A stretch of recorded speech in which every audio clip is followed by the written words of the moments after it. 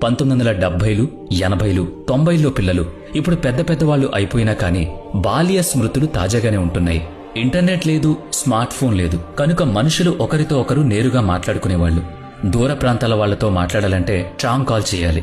అది కొన్ని గంటల సమయం పట్టే వ్యవహారం. ఊళ్ళో ఒక్కరి ఇంట్లో బ్లాక్ అండ్ వైట్ టీవీ ఉంటే చాలు, పిల్ల జల్ల అంతా కూడా దాని చుట్టూ గుమిగూడేవాళ్లు. రామాయణ మహాభారతాలు, శక్తిమాన్ సీరియళ్లు, ఒకరోజు చిత్రలహరి, మరో రోజు చిత్రహార్, ఆదివారం సినిమా, మధ్యలో వచ్చే ప్రకటనలతో సహా అన్ని అద్భుతాలే. టీవీలు లేని వాళ్లు రేడియోలో క్రికెట్ కామెంటరీ వినేవాళ్లు.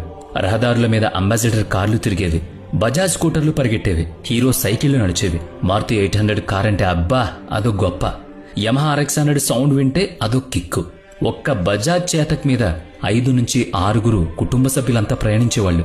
ఏడు పెంకులాట, బంతాట, వీపు చట్నీలు, దాగుడు మూతలు, నేలాబండ, చెడుగుడు ఆట, ఖోఖో, వంగుదూకుళ్లు, కళ్లగంతలు, వీరి వీరి గుమ్మడి పండు, వీరి పేరేంటి అంటూ కళ్ళు మూసి పేరు చెప్పడం. చివరకు ముక్కు గిల్లులు కూడా ఒక ఆటే.